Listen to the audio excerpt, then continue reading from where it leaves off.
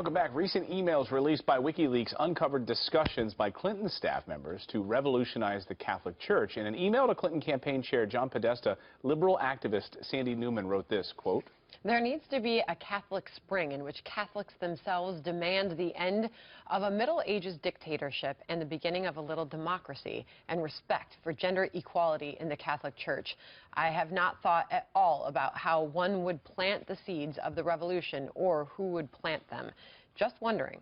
Who better to plant some seeds than Fox News religion contributor Father Jonathan Morris, our resident gardener here.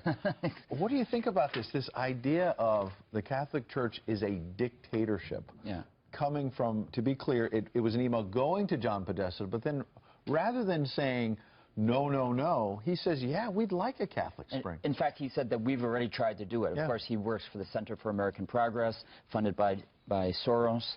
And then he says what we did is we created these organizations called Catholics in Alliance for the Common Good, Catholics United. It sounds very Catholic, except that what they want to do, and they would agree with this, so, I think for many of them they said, well, hey, there's nothing shocking about these emails. This is what we believe in. What they want to do is line up the Catholic Church and its teachings with the Democratic platform. That's the goal.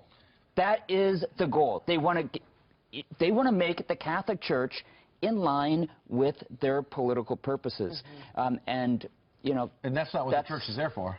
No. For either party. What about this quote? Way before the Democratic Party or the Republican Party. We'll be there long after. What about... I hope so. I believe so. Father, get weigh in on this one, because here's another email. This one from John Halpin to John Podesta in 2011. It says, quote, referring to the Catholic Church, it's an amazing bastardization of the faith. They must be attracted to the systemic thought and severely backwards gender relations and must be totally unaware of Christian democracy. And this was in the context of our own chairman, Rupert Murdoch, raising his young children as Catholics. So that was the bastardization they were talking about. Unbelievable. Well, here, all they think about, as revealed in these emails, is that if somebody wants to be an actual believing Christian, it must be for political purposes.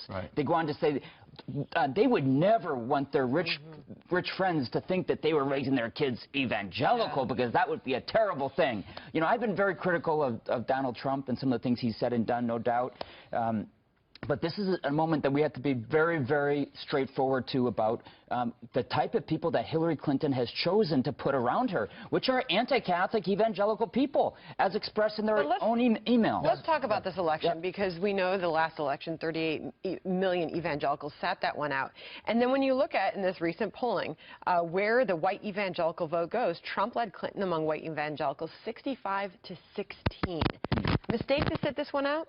Hey, I don't think anybody should ever sit out any election, especially a general election. That's where I would put it. But it is a tough decision. You know, a lot of people come up to me, you know, both in my parish, on the street, they say, listen, we want a good candidate, and it's hard. It's not easy. I hope God will forgive me for cutting off Father Jonathan Morris. We've got to go to a break. Thank you, Father Jonathan.